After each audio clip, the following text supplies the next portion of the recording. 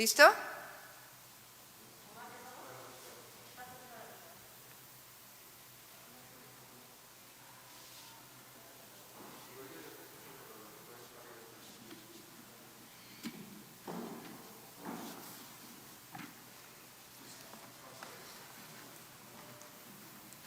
Buenos días, tardes ya. Estábamos en una reunión de las que tenemos todos los días temprano, pero ahora se alargó un poco más por el protocolo que estamos desarrollando con el IMSS y las distintas instituciones para poder ingresar a pacientes a través de la red regulada de ambulancias a distintas instituciones de salud de la ciudad. Les comento, está aquí conmigo Fatlala para poder dar la información de los avances en la entrega de microcréditos. Y también está aquí Clark por si hay alguna pregunta, Eduardo Clark de la ADIP y Pepe Merino conectado también por un modelo epidemiológico que el día de ayer dimos a conocer, que se ha estado siguiendo en la Ciudad de México y que nos ha permitido hacer una planeación con las demás instituciones de salud para la capacidad hospitalaria y también para las medidas de sana distancia y distanciamiento físico que hemos tomado. Les doy los números. Hasta el momento, de acuerdo con la información oficial, son 4.782 casos confirmados acumulados, de los cuales 1.540 están activos, 3.400 sospechosos, 9.076 negativos, esto también es importante. Tenemos 1.960 personas hospitalizadas en este momento en la Ciudad de México, en las distintas instituciones de salud, de los cuales 805 personas intubadas, también hospitalizadas en la ciudad, y lamentablemente 389 defunciones. Y en nuestro sistema SMS Locatel han sido atendidos, que terminaron sus cuestionarios, 285.973 personas, 213 traslados en lo que va desde que inició este vínculo entre Locatel y 911 y 6.953 kits entregados a personas que clínicamente han sido determinados como COVID-19 en la ciudad, con su entrega de el kit médico, alimentario y un apoyo de 1,000 pesos para que la familia pueda sobrellevar los 15 días de encierro que tienen que tener para no contagiar a otras personas. Entonces, esta es la información que tenemos y antes de pasar a sus preguntas, le doy la palabra a Fatlala para que les dé la información sobre el tema de los microcréditos. Muchísimas gracias, doctora. Muy buenos días a todas y todos ustedes. Bueno, la jefa de gobierno me pidió hace unos días que explicara a los medios de comunicación la forma en que se estaban entregando los microcréditos, 50,000 microcréditos, 500 millones de pesos para los microempresarios de la ciudad. Quiero señalar que transcurriendo los días se recibieron hasta el final del cierre, hasta el final de las solicitudes que se registraron, 100,827 solicitudes, y esto nos provocó que revisáramos minuciosamente el perfil de cada una de ellas. La documentación tiene que estar, digamos, lista para que avale que efectivamente a quienes se van a entregar los microcréditos son microempresarios que tienen empleados y que se dediquen a una actividad económica. 2 semanas después de esta revisión, muchos iniciaron su subsanamiento y posteriormente pasaron a la etapa de validación. Nosotros tenemos que ceñirnos a lo que marcan las reglas de operación de Fondeso, de tal manera que sean recursos destinados en forma transparente, eficaz, y a los destinatarios que marcan nuestras reglas de operación. De tal manera que el resultado que tenemos hasta ahora es, de los 108,027 solicitudes de crédito, hemos entregado y dispersado 28,031 hasta el día de ayer.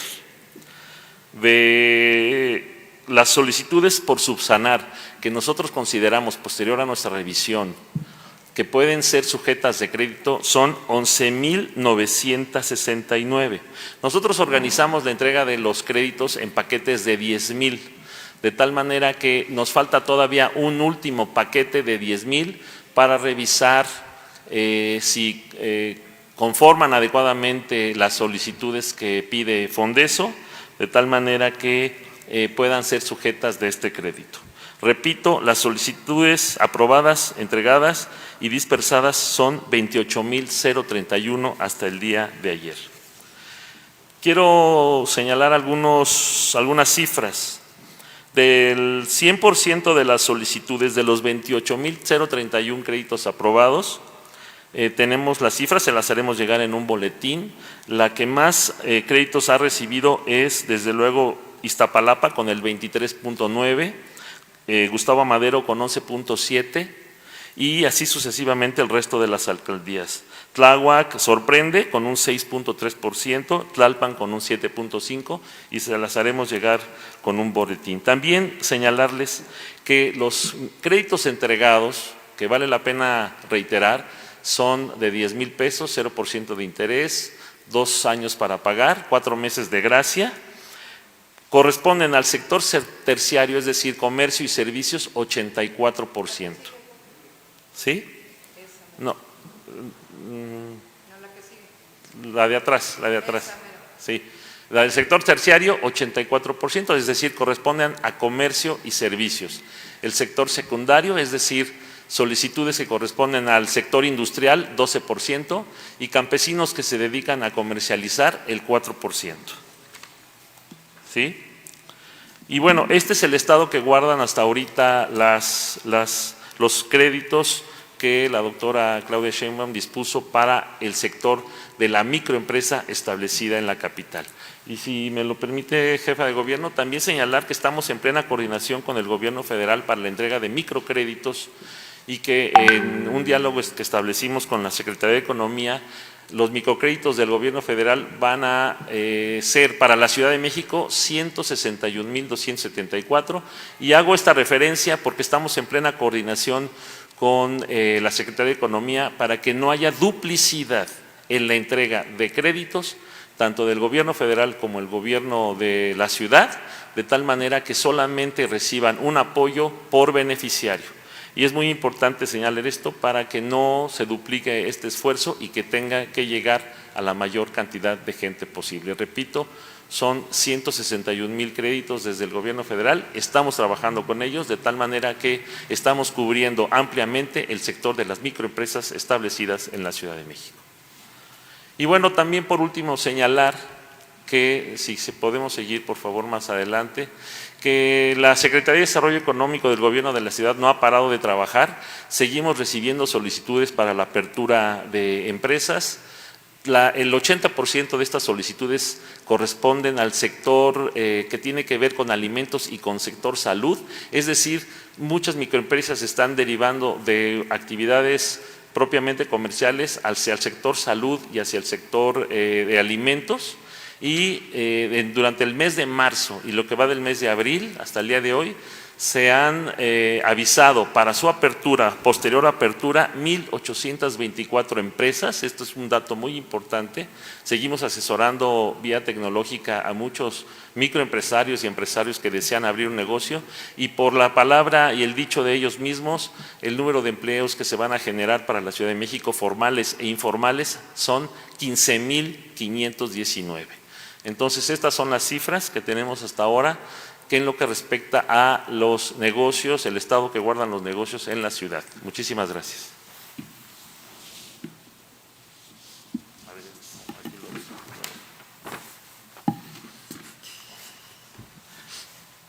Vale la pena aquí comentar que tanto en el caso de microcréditos como en el caso de la apertura de nuevos negocios de bajo impacto, ha sido muy importante las plataformas que se han trabajado con ADIP. Prácticamente cuando estamos en condiciones no de emergencia sanitaria, sí hay una parte que es de presencial, pero en este caso ha sido todo sin la parte presencial, de tal manera que todo ha sido a distancia gracias a la plataforma que se hizo para microcréditos y de igual manera gracias a la simplificación administrativa que se hizo para la apertura de nuevos negocios de bajo impacto, que ha permitido pues que en marzo y abril, que uno pensaría que no hay apertura de nuevos negocios, pues sí son cerca de 1,500 y que generan alrededor de 16,000 empleos en la ciudad, que se han inscrito en esta plataforma, en donde, si ustedes recuerdan, solamente se inscriben en la plataforma y prácticamente a partir de ahí ya pueden iniciar su operación. Entonces, esto es lo que queríamos platicarles. Iniciamos con ronda de preguntas y respuestas. Raúl Adorno, de Ruido en la Red.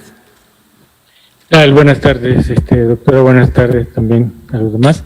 Primero sobre el tema, me gustaría preguntarle, 10,000 pesos para un microempresario no es muy poco realmente para poder, pues ya no iniciar un negocio, sino poder solventar el que tienen.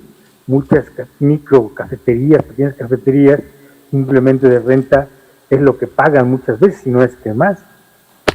No es muy poco realmente. Y bueno, yo pensé que se iba a complementar con los 25,000 que va a dar el gobierno federal, y ahorita me dicen que finalmente pues va a ser por separado, ¿no? Sí, es un crédito a micronegocios que tienen de 2 a 3 empleados. Ojalá pudiéramos dar más, estamos hablando de 500 millones de pesos de inversión de la ciudad para apoyar en este momento de emergencia, y se va a complementar para otros microempresarios con el apoyo que está dando el Gobierno de México. Doctora, y bueno, pues finalmente no entendí muy bien la cifra total de 180 y tantos mil, no me acuerdo muy bien, pero bueno, son 28,000 finalmente los que se están otorgando. O sea, pareciera que es una tercera parte de las solicitudes. ¿No se está quedando esto en el burocratismo y se está dejando fuera a mucha gente? No, mucha gente se inscribió sin cumplir el requisito, sin tener una microempresa. Está muy clara los requisitos que se establecen en el esquema. Realmente fue muy rápido, estamos hablando de prácticamente 2 semanas en donde están aplicando ya casi la totalidad de los créditos. Entonces, la mayoría de las personas que no pudo acceder es o porque no demostraron que tenían un micronegocio o porque pues no crean que es 500 papeles, es un trámite muy sencillo. Entonces, sencillamente pues tendrían que haber subido todos sus papeles y no todos los subían. Ok. Doctora, aprovechando que están las personas de la agencia, preguntarles, sigue habiendo mucha gente que va a determinados hospitales ya están dados, tiene que ir a otro y así sucesivamente. Evidentemente a lo mejor no saben de la plataforma, qué sé yo, pero no sería bueno que la gente de los hospitales pudiera canalizarlos ya a un hospital donde sí pudieran ser recibidos, que quien tuviera la información de qué hospitales están recibiendo gente todavía, pues fueran precisamente la gente de los propios hospitales, porque mucha gente o no conoce la plataforma o no tiene precisamente los utensilios para saber, ¿no? Mi pregunta es así en concreto, ¿no sería bueno que la misma gente de los hospitales supiera qué hospitales realmente están recibiendo todavía a la gente y no mandar a la gente de un hospital a otro para ver en cuál la reciben? Justamente ese es el objetivo del centro que inauguramos el día de ayer, del control, el comando central que inauguramos en el C5, donde participo yo algún horario durante el día ahí, y de la reunión que tuvimos justamente con las distintas instituciones de salud hoy en la mañana. La reubicación de pacientes a un hospital o al otro tiene que ser de manera regulada por las características del IMSS, del ISSSTE y de los institutos nacionales y de los hospitales de la ciudad. Entonces, se va a ir acelerando este proceso entre el día de hoy y mañana, de tal manera que desde el propio hospital tengan ya la información y el paciente inclusive pueda llegar con un número de referencia a un hospital del IMSS, por ejemplo. Entonces, estamos ya en este trabajo y yo espero que el día de hoy y mañana ya quede bien establecido y tiene que ser dirigido de un hospital a otro. Entonces, para eso está este comando que instalamos y al mismo tiempo los centros reguladores de urgencias médicas, tanto de la ciudad como del IMSS como del ISSSTE, que estamos en total coordinación a partir de este convenio que se ha firmado y del centro de mando que establecimos. Bien. Doctora, por otro lado, bueno, poco se ha hablado en las conferencias de los trabajadores de limpia. Son a veces los más expuestos precisamente por el manejo de residuos y, sin embargo, también hay quejas de que no están recibiendo el material de protección, digámoslo así, precisamente para realizar su trabajo. Y por otro lado, pues cuando menos los trabajadores que están reconocidos por el gobierno, pues tienen, supongo, algún apoyo, pero los que no tienen ningún apoyo de nada, son los trabajadores que trabajan que se adhieren precisamente al trabajo de limpia, pero que no son reconocidos por el gobierno. ¿Se va a hacer en algún momento? Yo creo que ahorita es difícil ante la situación, pero ¿se va a hacer algún momento por reconocer precisamente a estos trabajadores que no tienen ninguna prestación, ni reconocimiento, ni nada, ni contrato, pues? Sí, muchos de ellos fueron, se les dio una plaza de nómina 8 en la administración anterior. Si ustedes recuerdan, nosotros hicimos una revisión para que no hubiera que no hubiera aviadores en esta nómina que se abrió, pero muchos de ellos fueron incorporados con nómina 8. Y muchos de ellos dependen de las propias alcaldías. Hemos estado allí en coordinación con alcaldes y alcaldesas.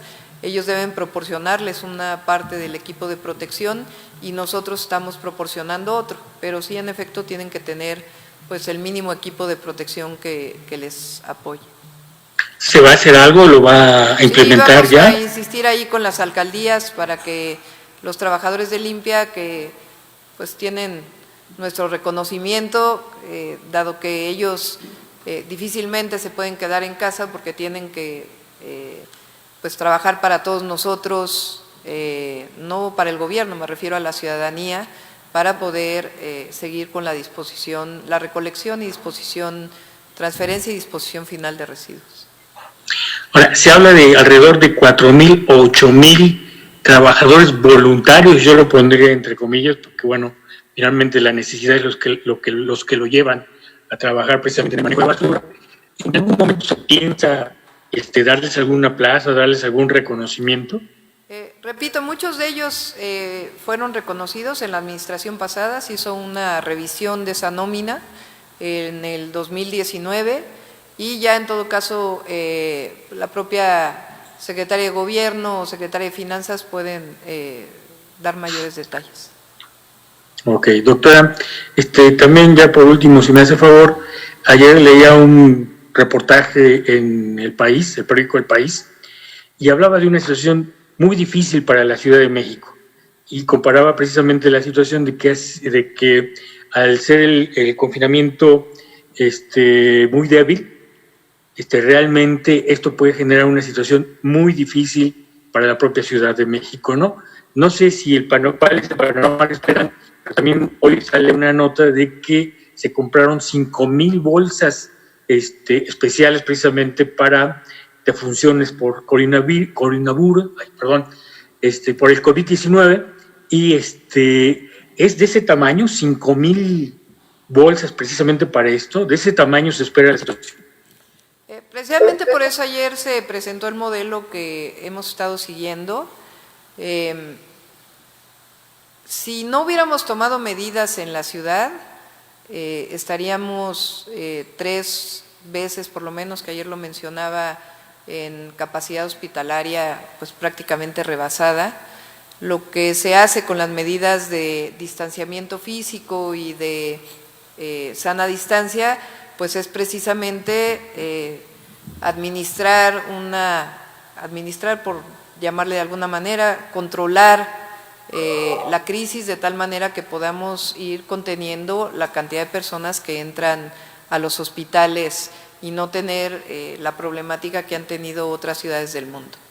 La ciudad tiene sus particularidades, tiene zonas como lo hemos dicho, central de abasto, mercados donde se abastece mucha gente que no tienen otras ciudades del mundo y se ha estado trabajando en todas estas zonas. Y el número lo pueden ustedes revisar ahí en este portal que se abrió, el número de intubados que estamos esperando para las próximas semanas, bajo qué modelo nos estamos siguiendo, y tenemos un modelo que es el actual, digamos que es el más positivo o el de menor impacto, un modelo de mediano impacto y uno que sería como el caso de mayor impacto en la ciudad. Entonces, nosotros nos preparamos para el caso de mayor impacto, porque pues finalmente, aunque uno tenga la modelación epidemiológica, esto depende mucho pues del comportamiento de las personas, de si se está tomando la sana distancia, de si no, de cuál es el número de contagios que estamos teniendo entre una persona y otras. Entonces, este modelo nos permite estar trabajando todos los días para poder incorporar más reconversión de hospitales, para poder tener todas las condiciones. Entonces uno se prepara para lo que pudiera llegar a ser el peor escenario, ¿no? Pero eso no necesariamente, o por lo menos estamos trabajando para que no ocurra este escenario en la ciudad.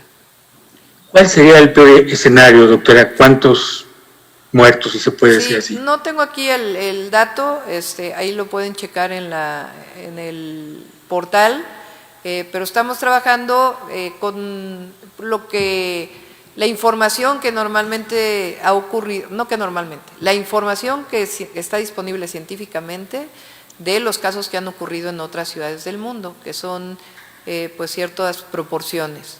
Eso significa que alrededor del 30, 40, 50%, dependiendo del momento de la crisis, el número de intubados podía llegar a fallecer, y el número de infectados respecto al número de hospitalizados y los hospitales hospitalizados respecto al número de terapias intensivas que se requieren. Entonces son escenarios que nosotros trabajamos, prospectivas que nos ayudan a establecer pues cuál es el trabajo que tenemos que hacer para poder atenderlos. 5,000 bolsas para esta situación, ¿es lo que podríamos esperar? Repito, nosotros nos preparamos para el peor escenario, inclusive hay casos en donde, por ejemplo, el propio protocolo no es muy agradable hablar de estos temas y además pues siempre son personas, no son números, pero tienen que utilizar 2 bolsas, en fin, hay protocolos y se hacen las adquisiciones que se requieren para poder atender lo que pudiera llegar a ser el peor escenario o no, dependiendo de las circunstancias. Pero está establecido ahí el tipo de modelo que estamos siguiendo y difícil hablar hoy de números, particularmente cuando estamos hablando de personas. Muchas gracias, doctora. Continuamos con Georgina Olson de Excelsior. Buenas tardes, doctora.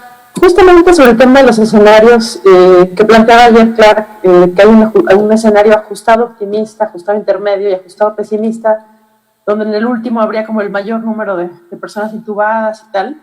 Quiero preguntarle, en este momento, ¿en qué escenario estamos? Es decir, el optimista, el intermedio, el pesimista. Sí, estamos en el escenario planeado. Eso es difícil hablar de números porque puede llegarse a sobrepasar por una circunstancia, pero hoy tenemos, como lo hemos informado, 809 intubados en la Ciudad de México y nos estaríamos preparando sobre 2,000 personas en terapia intensiva, pero este escenario se puede sobrepasar si se encuentra un foco que rompe con el criterio que estamos siguiendo, etcétera. Pero aquí, con mayor detalle, les puedo explicar, claro, qué condicionamientos se toman para estos escenarios. Claro, hola a todos. Les platico muy rápidamente. Como mencionaba Georgina, tenemos distintos escenarios y vale la pena recalcar que son escenarios que se cumplen sí y solo sí. Las medidas de aislamiento físico continúan con la misma intensidad con las que contamos hoy.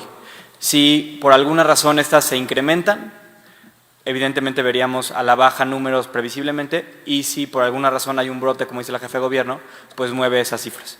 En este momento, el modelo que ustedes pueden visitar en la página, que es para el área metropolitana, es importante porque a final de cuentas una buena parte de la población fuera de la Ciudad de México sí se viene a atender acá, pero representa para una población susceptible de 22 millones de personas, no simplemente los 9,5 que viven aquí.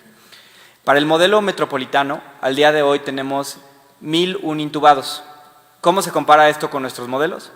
El modelo más optimista que tenemos ajustado prevé que estuviéramos en 991 intubados al día de hoy.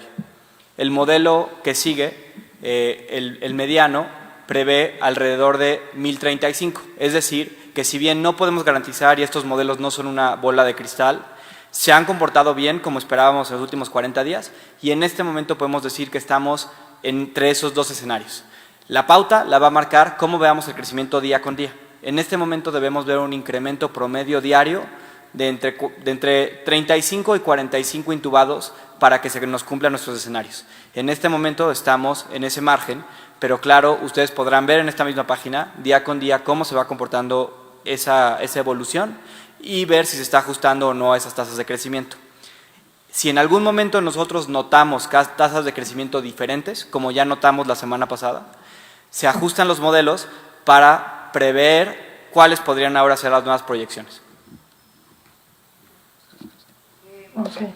Es importante aquí que lo hemos explicado en varios de los videos que hemos hecho y aquí también en las conferencias, y obviamente el doctor López-Gatell en sus conferencias vespertinas también lo ha informado.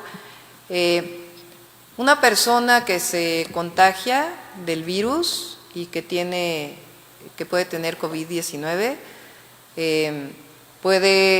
se le puede manifestar el síntoma 5 días después, o 6 días después, o 7 días después. Esto no es una ciencia exacta. Y puede ser que hasta 5 días después, si llega a ponerse en una situación grave, llegue al hospital. Entonces estamos hablando que lo que estamos viendo hoy en los hospitales pues es reflejo de políticas que se tomaron hace 10 o 15 días, o de lo que estaba ocurriendo en la Ciudad de México, en la zona metropolitana, hace 10 o 15 días. Entonces, estas medidas de contención, de sana distancia, de quedarnos en casa, son fundamentales para que no crezca estos escenarios que estamos planteando. Pero decidimos hacerlos públicos porque es importante que la ciudadanía conozca que estamos sustentando nuestra decisión, nuestro crecimiento hospitalario, la coordinación con las instituciones de salud del Gobierno de México, con base en una modelación científica que trabajó la DIP y que ha tenido, Clark ha sido el coordinador de este trabajo junto con Pepe Merino, pero han estado en coordinación con investigación científica de distintos lugares, tanto a nivel nacional como a nivel internacional. Y nada más una precisión en las cifras, nos decía ahorita en la mañana 805 intubados, y ahorita Clark mencionaba… Estos son de la ciudad y los otros son incluyendo algunos hospitales del Estado de México que están en la zona metropolitana. Okay. Esa es la rápidamente, preguntarle, jefe de gobierno, sobre, llevamos una nota hoy de un jefe de grupo de policía de investigación adscrito a Cuauhtémoc 7. Desde el 21 de abril tenía todos los síntomas de COVID, sin embargo, sus jefes le pidieron que siguiera trabajando y hasta el 25 de abril lo dejaron irse a hacer la prueba. Ahorita está grave en el hospital. ¿Qué nos puede decir sobre este caso? ¿Si hubo negligencia? ¿Qué pasó ahí? Yo tengo otra información por parte de la Policía de Investigación. De hecho, además de las reuniones que llevamos todos los días aquí en el edificio del antiguo Palacio del Ayuntamiento para seguridad, todos los días a las 7 de la mañana. Además, al final vemos este tema de cuántas personas se han reconocido como contagiadas en la Policía de Investigación, en la Policía Preventiva, Ministerios Públicos, etcétera. En la mañana nos dieron otra información, pero más vale que sea la propia Fiscalía General quien dé la información sobre esta persona.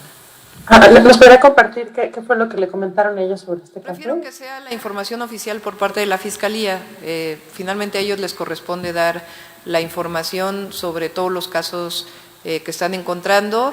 Se ha actuado de manera responsable. Si hay un caso en que no se hacía, hay que ver por qué, pero se ha estado actuando de tal manera que todas las personas que tienen comorbilidades, estamos hablando de diabetes, hipertensión, sobrepeso, que son precisamente los que mayor vulnerabilidad tienen frente a este virus, se han enviado a sus casas desde el primer momento. Y a otras personas que han sido contagiadas, pues se sigue el criterio en donde si tiene algunas de los síntomas, se le envía a su casa y a todos los que estuvo en contacto.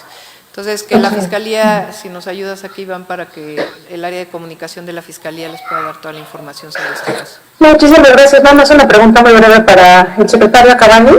Sobre el tema que presentaba hace un momento, decía usted que estas solicitudes de registrar empresas del sector de alimentos y médico, preguntarle si representa un incremento, si se compara con el 2019. Ese dato, me agarraste con los dedos en la puerta, ese dato no lo tenemos, pero sí nos sorprende que en plena contingencia, durante los meses de marzo y abril, más de 1,500 negocios buscan aperturarse en los próximos días. La mayoría, efectivamente, como lo dijo la jefa de gobierno, son de bajo impacto y están, de acuerdo al dicho de los propios empresarios, generando más de 15,000 empleos. Y como lo señalé, el 80% aproximadamente están derivando en apertura hacia el sector de alimentos y hacia el sector farmacéutico. O sea, pretenden abrir farmacias, pequeñas farmacias, distribuidoras, etcétera. Entonces, es la información que queremos compartir con ustedes, que la Ciudad de México, a pesar de la contingencia, es una ciudad que se abre paso como en otros casos. Y muy brevemente, si nos puede compartir, perdóname, ¿cuántas micro, pequeñas y medianas empresas hay en la Ciudad de México? Si tiene la cifra a la mano, ¿nos la puedes enviar más tarde? Bueno, estamos hablando de cerca de 500,000 microempresas en toda la ciudad. Hay formales e informales, estos son datos del INEGI, y en conjunto estamos abarcando a un universo de microempresas de más de 200,000 en este esfuerzo coordinado con el gobierno federal, y es también algo muy importante que queremos señalar, y por supuesto que seguiremos trabajando para apoyar a las empresas establecidas en la ciudad. También decir que estamos preparados con un plan, ahorita es un plan de contingencia el que estamos realizando, pero también con un plan de reactivación que someteremos a la consideración de la jefa de gobierno y que lo haremos del conocimiento de ustedes en su momento. Muchas gracias. Continuamos con Jorge Almazán de Milenio. Buenas tardes, doctora. Buenas tardes, secretario Clark. Buenas tardes. Preguntarle del tema, es decir, a ver, entonces, se están dando estos apoyos a los 50,000 microcréditos. El gobierno federal va a dar 100,000. Comentan que, bueno, se está haciendo, pues, una limpia, porque finalmente es eso de cuántos verdaderamente son microempresas, y se han recibido 100,000 nuevas solicitudes. Es decir, si ya están descartando desde este momento ustedes que no son aptas para un microcrédito del gobierno de la ciudad, entonces también lo están descartando para que reciban un microcrédito que va del gobierno federal. A ver, no es que se estén descartando, es que se inscribieron en la plataforma y no, o que se haga una limpia o algo así. Si uno se inscribe en una plataforma que es muy sencilla y te pide, pues, no sé, mínimos requisitos y no los llenas, pues no, comprobante del negocio, y no se llena, pues entonces asumimos que pues no era un microempresario, ¿no? Entonces, repito, los requisitos son mínimos, y quien no llenó esos requisitos, pues no quiere decir que sea una limpia, sino sencillamente pues al que no llena los requisitos y son algo muy sencillo, pues no se le otorga el crédito, ¿no? En el caso del gobierno de México, ellos parten de un censo previo, en donde no es, digamos, a la apertura como nosotros hicimos, de requisitos para que se incorporen, sino es un censo previo que ya tienen con el Instituto Mexicano del Seguro Social. De hecho, ellos tienen una conferencia de prensa todos los días a las 6 de la tarde, antes de la de salud, en donde están explicando estos requisitos, cómo son, y cómo es a partir de un censo que ellos ya tienen establecido, que es el propio censo del Instituto Mexicano del Seguro Social, y censos previos que se hicieron para la tanda de bienestar, a partir de los cuales están directamente otorgando los créditos. Y ahí nada más se ve con nosotros para que no haya duplicidad, y les estamos apoyando en lo que requieren. Que muy bien. De otro tema, bueno, de hecho, lo que tocó ahorita, doctora, que, bueno, pues de los intubados, que están proyectándose para finales de mayo, podría ser incluso hasta el 50% que fallezcan. Esto, digamos que es nada más con las condiciones que se tienen, o puede ser incluso todavía más por las morbilidades que puedan tener, diabetes, hipertensión. O sea, ¿podría ser más del 50%? Quizá ahí también mejor que venga la Secretaria de Salud a explicarlo. Como bien dice el presidente, cada uno es experto en su área, hemos aprendido mucho de este tema, pero ahí sí es directamente el área de salud quien tiene que explicarlo. Pues hay características especiales en la población de nuestro país, en la población de la Ciudad de México, tiene que ver con las propias características de la enfermedad a partir del contagio de este virus. Entonces ya los detalles de qué está ocurriendo en nuestro país, de hecho también en las conferencias de las 7 de la noche se informan cuáles son las características de nuestro país y cuál es la información que se tiene de otros países. Esta no es un tema de la Ciudad de México que esté ocurriendo así. Yo lo que estoy diciendo es con base en qué se hizo este modelo, que es con base en la información previa que se tenía, lo que ocurrió en China y está publicado, lo que ocurrió en Italia y está publicado, lo que ocurrió en España y está publicado y está asociado pues a las difíciles condiciones que se establecen a partir de la enfermedad que se contrae por el contagio de este virus.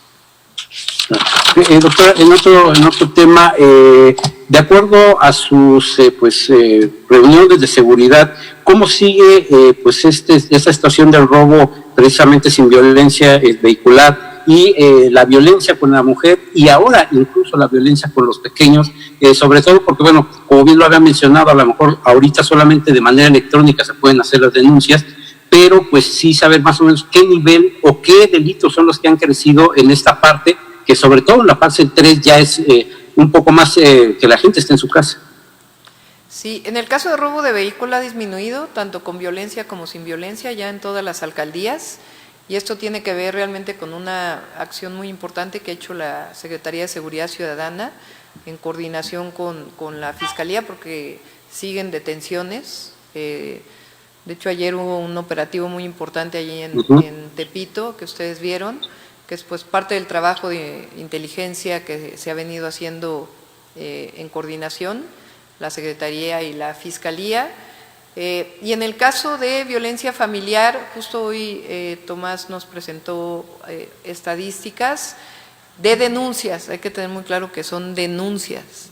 Y en las denuncias, tanto en las que ya se reciben de manera electrónica como las denuncias de manera presencial, seguimos en la misma condición, en donde realmente hubo un incremento en enero, febrero, principios de marzo, que pensamos que está más asociado al movimiento de las mujeres y a la visibilización de estos temas. Y en el caso de lo que llevamos, bueno, de abril, que ya termina hoy, aprovecho para mandarle un saludo a todos los niños y niñas, una felicitación, que ya termina hoy, no ha habido un incremento en las denuncias. Eso, repito, no quiere decir que no esté ocurriendo. Sí ha habido un incremento en las llamadas de teléfono al Consejo Ciudadano, que a lo mejor el Consejo nos puede informar. Eso sí, sí ha habido un incremento de llamadas al Consejo Ciudadano, pero al 911 y a las denuncias electrónicas y físicas no ha habido un incremento en la denuncia de violencia familiar. Muy bien. Finalmente, doctora, en cuestión de los apoyos que se les da, que se les puede dar a las personas con pues pocos recursos para precisamente los fallecimientos, ¿cómo va este programa? Sí, también les podemos dar la estadística y recordamos también de nuevo a las personas, a las familias que si desafortunadamente llega a fallecer una persona por COVID-19 o sospecha de COVID-19, todos los servicios son gratuitos y estamos intensificando la información a los distintos hospitales de la ciudad, de las distintas instituciones para que se conozca y pueden llamar siempre a Locatel, que se les va a dar esta información. Muy bien, gracias doctor, gracias secretario, gracias. Continuamos con Omar Díaz de Publimetro. Hola, ¿qué tal? Buenas tardes a todos, ¿me escuchan? Sí. Doctora, buenas tardes a todos. Primera pregunta, por favor. De acuerdo al escenario previsto por la DIP, el peor escenario de estos habría 2.400 intubados a finales de mayo. Preguntarle, ante este posible escenario, ¿cuántas camas y ventiladores le haría falta a la ciudad para que no haya para que no se sature los sistemas hospitalarios, por favor? Sí, en este momento estamos sobre el 55%, de 55 o 60% de la capacidad, y se están esperando ventiladores en estos días para que pueda incrementarse. Inclusive les anuncio de una vez, estamos ampliando la capacidad hospitalaria de la ciudad. A partir de el fin de semana se van a recibir pacientes en el Ajusco Medio, en el Hospital del Ajusco Medio, en una parte del Hospital General de Iztapalapa y en Joco, en el Hospital de Joco. Ya informaríamos exactamente a partir de qué día. Tiene que ver con que todos los médicos tengan su equipo de protección personal y la reubicación de algunos pacientes que todavía están en estos hospitales. Pero estamos ampliando la capacidad hospitalaria para tener también pues mayor acceso de las personas. Ahí ya se tienen algunos ventiladores y vamos a estar informando de cómo se amplía. Esta es la característica de la reunión que tuvimos hoy.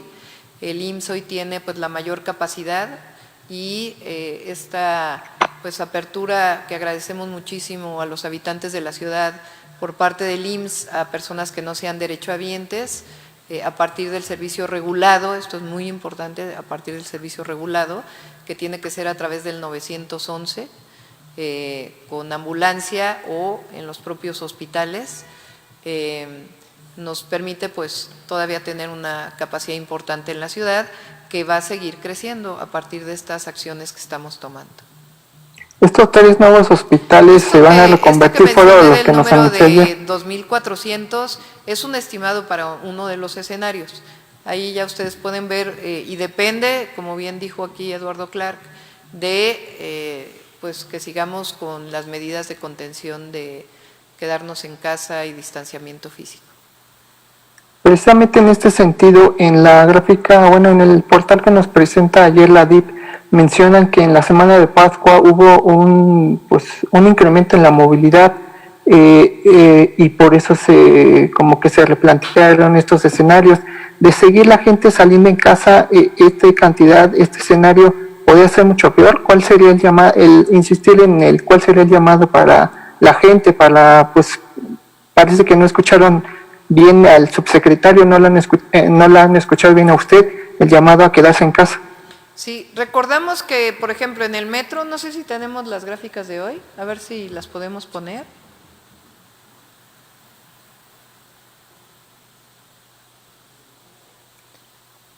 Fíjense, en el metro, ¿es hasta el día de ayer o antier? ¿Cuál es el último día? Sí. Hasta el día 28, hace 2 días. Estamos pues sobre, ¿qué será? 23%. Están usando el metro el 23% de las personas que lo usan normalmente.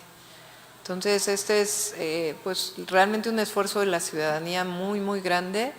El Metrobús lo están usando menos del 20% de los que lo usan normalmente, o el 20% de los que lo usan normalmente, y estamos en una cifra similar. RTP tiene menor proporción. Eso tiene que ver con que algunas rutas han disminuido su servicio, que eso ya lo está viendo el secretario de Movilidad, y hemos aumentado el número de vehículos de RTP en algunas rutas y trolebús, pero estamos pues en todos los casos menos del 60% y en algunos casos menos del 80%.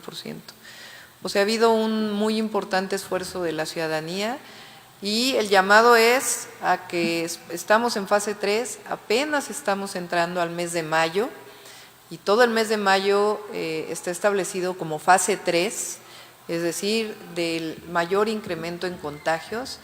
Entonces, eso significa que el riesgo de no tener sana distancia y estar en lugares concurridos, pues aumenta el riesgo todavía mayor de contagio. Entonces es un mes donde todavía tenemos que guardar todas las medidas. Les recuerdo que entre el día de mañana y pasado mañana se deposita los 500 pesos adicionales a mi beca para empezar, es decir, alrededor entre 800 y 900 pesos que se depositan por niño y niña que va a escuela pública desde preescolar hasta secundaria, lo cual es algo importante para la economía de las familias.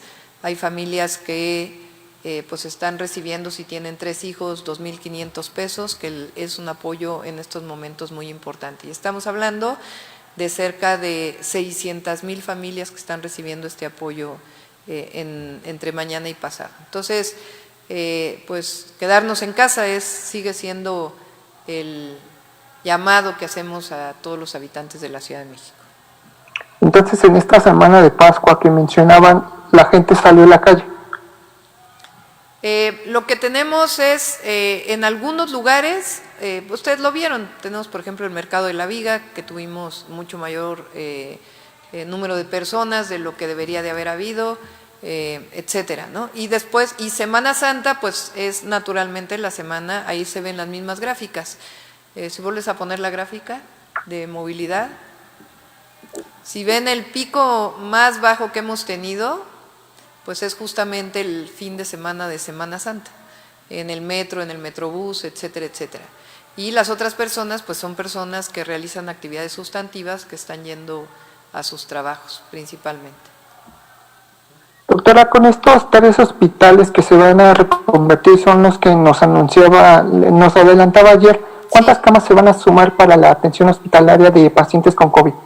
Sí, son cerca de, se los doy exactamente, pero estamos hablando de que cada uno de estos hospitales tiene 120 camas sensables, más o menos, y alrededor de 20 ventiladores más o menos por hospital, y estamos esperando a que lleguen los demás. Y recuerden, pues es el convenio para la incorporación de personas en situación crítica que puedan ser atendidos en un hospital del IMSS. Y el llamado de nuevo que hemos hecho en otras ocasiones, que hizo la doctora Oliva, nuestra secretaria de Salud, y lo está haciendo la Secretaría de Salud del Gobierno de México, a que personas que tienen diabetes, hipertensión, obesidad, otras enfermedades, otras comorbilidades de este tipo, y tengan síntomas de COVID, no esperen al último minuto para ir al hospital.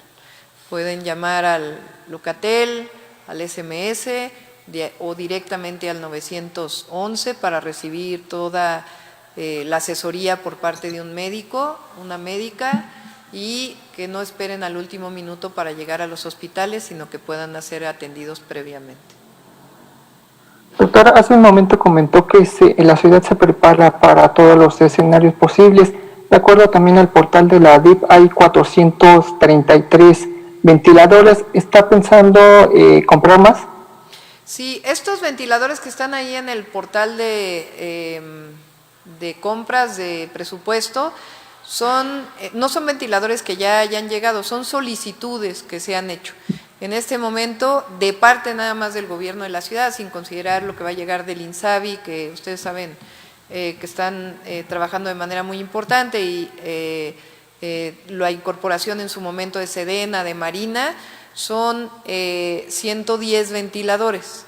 Y lo que aparece ahí, que no sé si fuiste tú el que me preguntaste ayer también, son solicitudes de compra, pero todavía no se realiza la compra. Hasta el momento son solamente 110 ventiladores de parte del gobierno de la ciudad. Además son los que van a llegar del INSABI, en donde tenemos coordinación y que están haciendo las compras consolidadas a nivel nacional. ¿Cuántos sumarían los del INSABI y los del gobierno de la ciudad?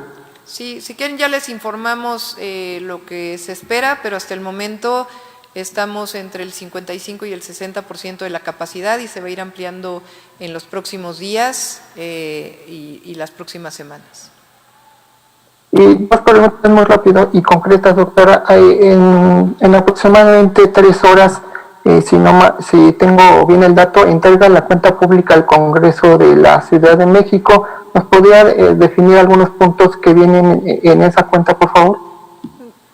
Preferiría que lo explicara el día de mañana la Secretaria de Finanzas para poderles dar toda la información. Perfecto, doctora. Y la última pregunta, si me lo permite, es acerca de esto. Perdón, es una precisión para el titular de la DIP. Hay una gráfica que me llama la atención, dice cambio diario de escenarios ajustados. Solamente para tener claro, esto hay varias cifras, obviamente. Hay una gráfica que muestra que en el 1 de mayo, en el escenario pesimista, habría 75 cambios en intubados. ¿Esto quiere decir que serían 75 casos adicionales a diarios, o cómo me podría explicar esta gráfica, por favor? Claro, de hecho, si me la pueden poner, ¿tienen ahí el portal? Sí. O Pepe Merino, claro.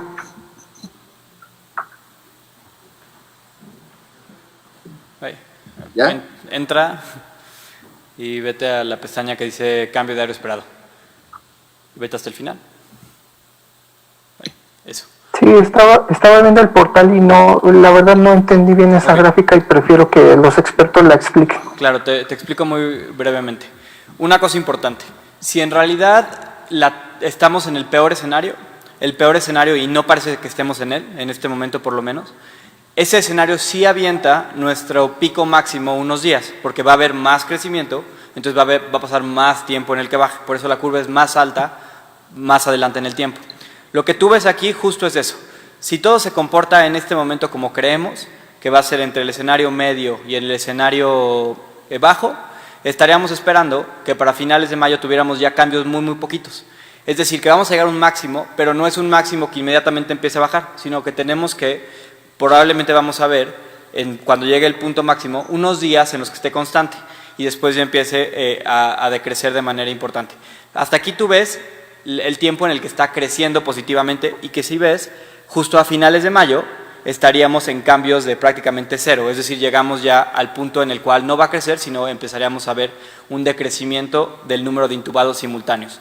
No sé si eso respondió a tu pregunta o no, pero nada más para que tú veas, del lado izquierdo, en puntos negros, vemos cuál es el crecimiento diario promedio que tenemos con un promedio móvil desde que empezó la contingencia hace un mes.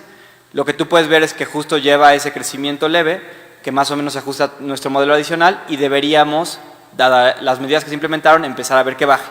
Con esta gráfica pueden monitorear si está bajando o está subiendo, y con esas nosotros ajustaremos los escenarios. ¿Sí te escuchamos? Perdón. Nada más para complementar lo que respondiste, Clark. Dos cositas muy rápidas. Uno, los escenarios se construyen a partir de cómo vamos observando que entran personas, ¿no? Entonces, y eso lo que modifica es la tasa de contagio, es decir, cuántas personas en promedio una persona infectada contagia, que por supuesto depende de las medidas de aislamiento físico. Eso es uno. Entonces, si vemos algún cambio sabiendo que hay 10 días, entre 5 y 10 días de retraso entre que una persona se infecta y entra al hospital. Lo segundo, lo que estás viendo ahí graficado, es el cambio neto. Eso quiere decir que no son el número de personas nuevas, es el cambio entre personas que salen de intubación y personas que son intubadas, ¿no? Entonces, es una resta, lo que se está reflejando ahí, no son necesariamente nuevos pacientes intubados. De acuerdo. Entonces, Aso, si puedes poner el portal e ir a la segunda pestaña, por favor. Y te vas hasta abajo. Con esto, y nada más queremos reiterar, como pueden ver, desde que iniciamos las mediciones hace casi 40 días, se ha comportado muy de acuerdo a lo que esperábamos, que es lo que deberíamos ver si en realidad estamos en lo que se llama supresión. ¿Qué significa supresión? Que cada infectado contagia a menos de un infectado en promedio. No significa que no puedes contagiar fracciones de personas.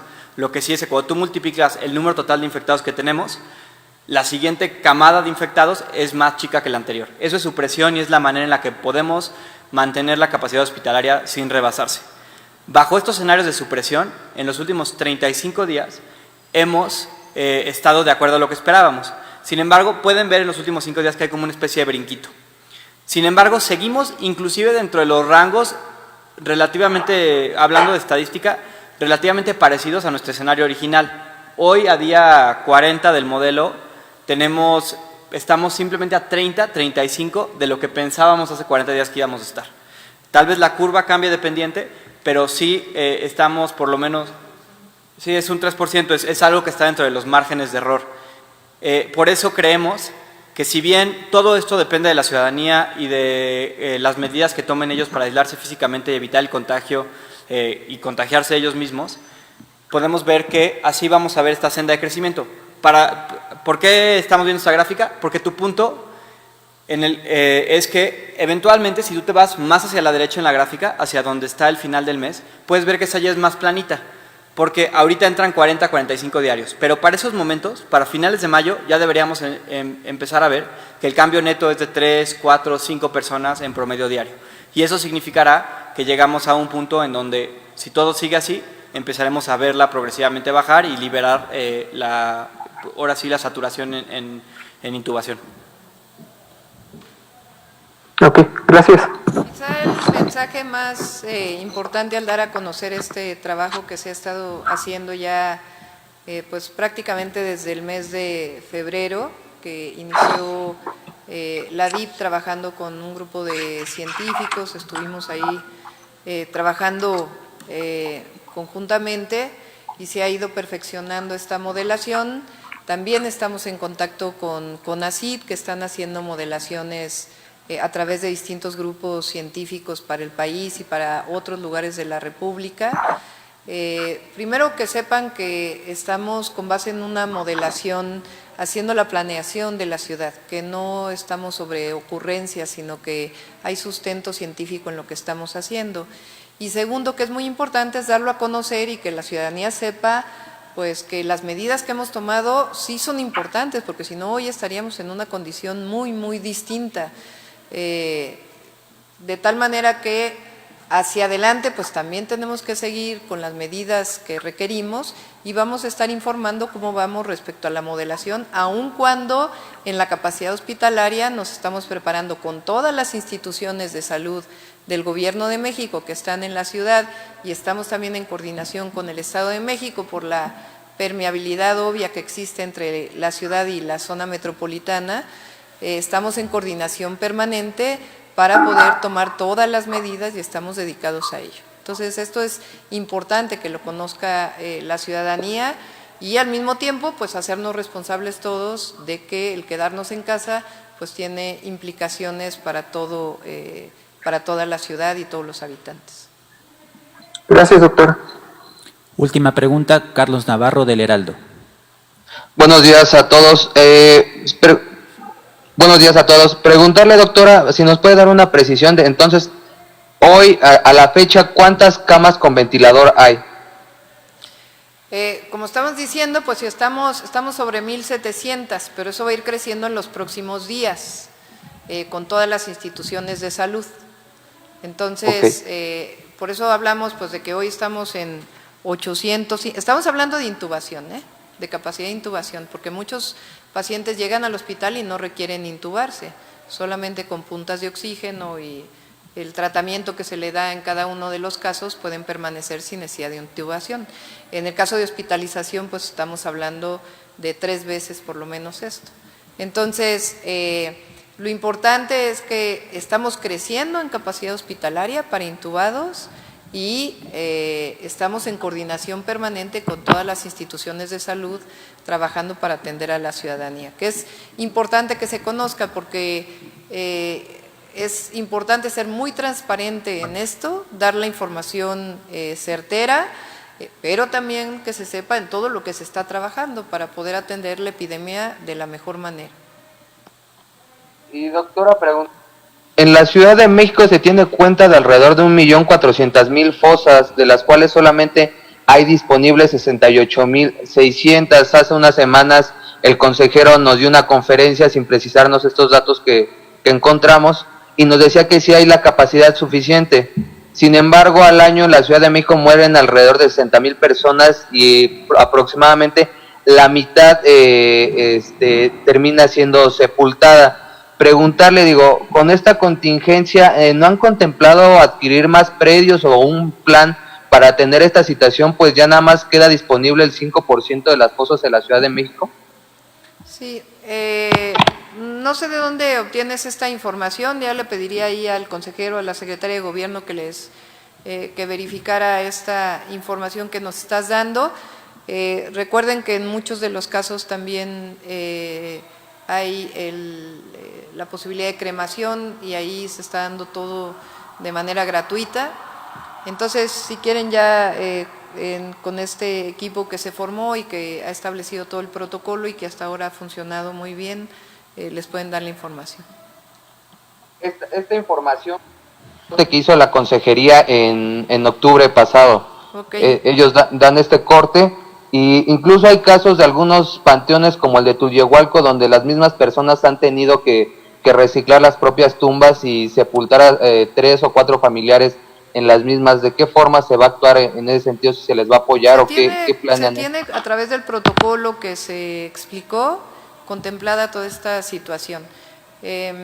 Particularmente en los pueblos de la ciudad, los pueblos originarios, hay pues ciertas características y también ahí les pueden informar los compañeros.